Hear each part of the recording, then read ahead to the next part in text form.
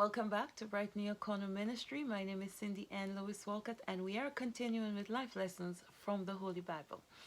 Today, we're still studying Noah and the flood, and that story begins in Genesis chapter 6. The lesson today is called A Lesson in Honoring Your Promise. So far, we know that God had planned to destroy the earth. He's decided to save Noah because Noah is a good man, and he's asked Noah to build an ark. And that's the ark that Noah is going to be saved in, Noah and the animals. Now God promised Noah, he made a covenant with Noah, an agreement, that he will save Noah. So he's not going to let Noah die. Everything else is going to die except Noah and his family and the animals in the ark. So 7 days later, as he told Noah, 7 days from hence, the rain's going to begin. And it's going to go for 40 days and 40 nights. And he's promised Noah that he'll be saved. So in my understanding, at the end of 40 days and 40 nights, the flood should be over, and Noah should be walking out of the ark. It didn't happen that way based on the book. So the story, the lesson, would be inclusive of Genesis chapter 6, verse 18, all the way through 7 and up to the beginning of chapter 8, Genesis chapter 8.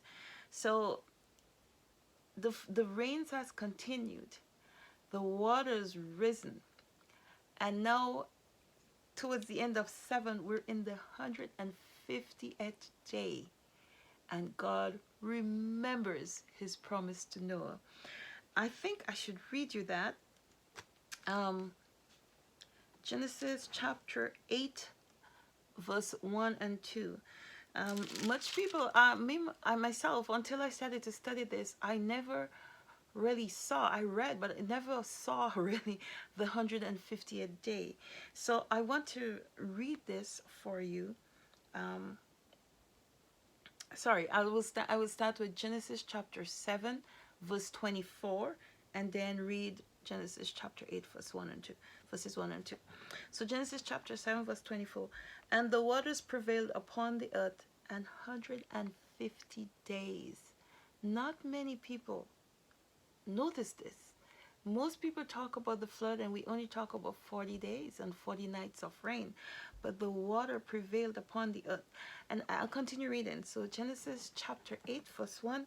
And God remembered Noah and every living thing, and the cattle that was with him in the ark. And God made a wind to pass over the earth, and the waters was assuaged. The fountains also of the deep and the windows of heaven were stopped, and the rain from heaven was restrained. That's 150 days later. So imagine now Noah. But in this very lesson, because there was a covenant, God's promised Noah, I'll save your life. And Noah's knowing now that he built the ship, the vessel, according to God's specification. So whether it's 40 days of flooding or 150 days of flooding, Noah is confident that he will be saved because God promised him that. And I don't want to make assumptions, but based on what I'm reading, it's gone more than 40 days that God said the rain would fall. Now it's 150 days, and God remembered Noah. So he remembered the covenant he made with Noah. So rain has been falling, I assume, because now in Genesis chapter 8, verse 2, it said the windows of heaven was shut up and the rain was restrained. So it gives me the impression that rain was still falling, and the floods was still, the earth was still flooded 150 days later.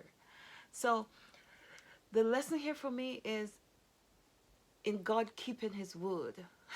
We have to keep our word. We may forget. We may have said, I'll pay you back in 40 days. And in 40 days, we forgot. 150 days later, sometimes when you forget things you promise, you start feeling embarrassed. I've been through that situation. You start feeling embarrassed, and the longer you wait is the more embarrassed you become, and the more likely you are to not keep your word. It is very important. We see this lesson here for a reason. God promised, that he would save Noah. Eventually, 150 days later, he remembered and he took care of the promise. So when you have a promissory note to whatever you promise somebody, if you can't do it right away, the best thing to do is to call that person, reach out to them and say, I am sorry, I would not be able to meet my commitment. I wouldn't be able to keep this end of the bargain, but if you give me so many more days, they may not be pleased, but at least you make an effort. So don't get yourself in a situation where 2 years later it's on your mind, oh my God, I didn't pay this person back, but I'm so embarrassed now. I can't talk about it. I can't face them. I don't want to. You let the person know what's going on with you, and you intend to fulfill your promise. You intend to honor your covenant, your commitment. I think this lesson is here for a big reason, and I want us to embrace it. You don't have to in 40 days if you cannot. If you forgot because situations in your life, a lot of things come up and you couldn't meet your commitment, meet your commitment when you can. Keep in touch with the person or people that you've made this commitment with.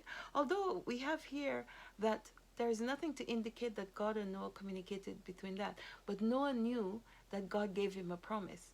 And it's probably the way the person you had the agreement with, that they know you promised them. And they understand that the situation may not be where you can pay it back right now or meet your commitment right now.